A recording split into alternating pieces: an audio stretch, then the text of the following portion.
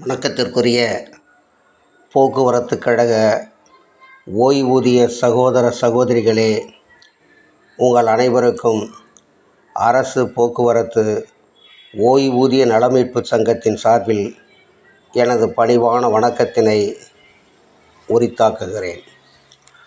நேற்று 29/4/25 அன்று மாண்புமிகு போக்குவரத்து துறை அமைச்சர் அவர்களையும் போக்குவரத்து துறை கூடுதல் தலைமைச் செயலாளர் அவர்களையும் நமது மகிழ்வையும் எதிர்பார்ப்புகளையும் கடிதம் மூலமும் நேரிலும் தெரிவித்தோம். தலைமைச் செயலாளர் அவர்களுக்கு நமது கடிதத்தை கொடுத்து நமது மனநிலையை தெரிவித்துள்ளோம். மகிழ்ச்சி. நம்மை பொறுத்தவரை பலரை சந்திக்கின்றோம், உரையாடுகின்றோம். நமது நிலைப்பாடுகளை வாய்ப்புகளுக்கு ஏற்ற வகையில் உரிய வகையில் அழுத்தம் கொடுத்து வருகின்றோம்.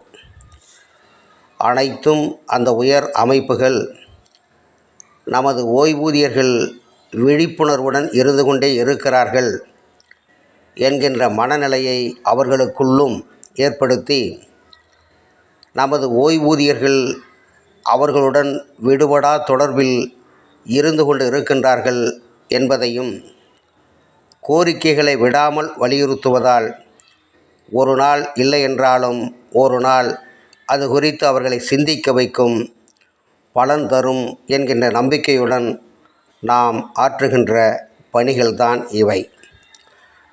இப்போது ஓரளவு பெருமூச்சு விட்டு முடக்கப்பட்டு கிடந்த நமது அகவிலைப்படியை ஒரு பகுதியை பெற்றோம், இன்னொரு பகுதியை பெறவிருக்கின்றோம். இப்படி படிப்படியாக பெறுகின்ற அகவிலைப்படி ஒரு கொக்கியில் சிக்கி சிறிது சிறிதாக வந்து கொண்டிருக்கிறது.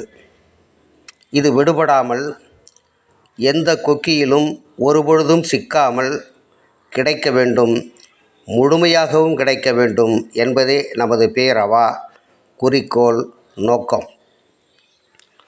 நமக்கு முன்னால் தொங்கிக் கொண்டிருக்கும் பேராபத்தான கத்தி பெயரளவுக்கான பஞ்சப்படி என்ற சத்ரு.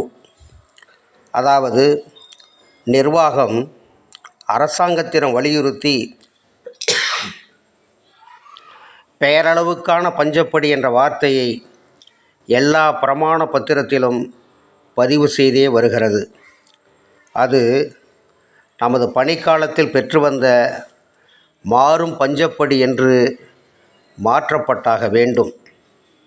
பெயரளவுக்கு என்பது அவர்கள் விருப்பப்படி என்ற நிலையை கையாண்டு ஓய்வூதியர்களின் வாழ்க்கை தர குறைபாட்டை கவனத்தில் கொண்டு தம் விருப்பப்படி வழங்கப்பட்ட தொகை என்று தடாலடியாக கூறி அதற்கு நிலுவைத் தொகை கேட்கும் உரிமை கூட இல்லை என்று மனசாட்சி அறவே இல்லாத அரசு வழக்கறிஞர்கள் மூலம், இப்போது வழிநடத்தும் அரக்க குணமுள்ள அதிகாரிகள் மூலமும் சொல்லக்கூடும். இது சட்ட வல்லுநர்கள் நமக்கு தெரிவித்துள்ள எச்சரிக்கை. எனவே இந்த நாமினல் என்ற சொல்லை முற்றிலுமாக நம் சார்ந்த அரசின் விண்ணப்பங்களிலிருந்து அகற்றியே தீர வேண்டும். இதற்கு மூலமாக அவர்கள் கையாள்வது 20A என்ற விதி. ஜீவோ 142 வீழ்த்தி கொன்று புதைத்த பின் அதன் குட்டி 20Aவும் தாமாக மடிந்திருக்க வேண்டும். ஆனால் 20A என்ற விதியை கையில் பிடித்து கொண்டு வெளியில் சொல்லாமல் ஜீவோ 142 உயிர்ப்பிக்கும் கேவலமான செயலை திட்டமிட்டு செய்து வருகிறார்கள். எனவே ஜீவோ 142ஐயும் அதன் வயிற்று குட்டி 20Aவையும் முற்றிலுமாக அழித்து ஒழித்தால்தான் நமக்கான பஞ்சப்படியை ரைட் அண்ட் ராயலாக மாறும் பஞ்சப்படியாக இப்போது அறிவித்துள்ள 2% பஞ்சப்படியை கூட நாம் தாமாக பெற முடியும். இல்லையெனில் விருப்பப்படி என்று அறிவித்துள்ள பஞ்சப்படியை தவிர அடுத்து அவர்களாக அறிவிக்கும் வரை நமக்கானதை பெறவே முடியாது. ஏற்கனவே நம்மை கம்பெனி சட்டத்திற்குள் அடைத்து போக்குவரத்து கழகம் சிக்கப்பட்டிருப்பதையும் மீட்டெடுத்து பட்டியில் அடைக்கப்பட்ட ஆடு மாடுகளைப் போல நம்மை கம்பெனி சட்டத்திற்குள் அடைத்துவிட்டு அடக்கி ஒடுக்க பார்க்கிறார்கள். நம் ஒருங்கிணைந்த போராட்டத்தின் மூலம் 3 விலங்குகளை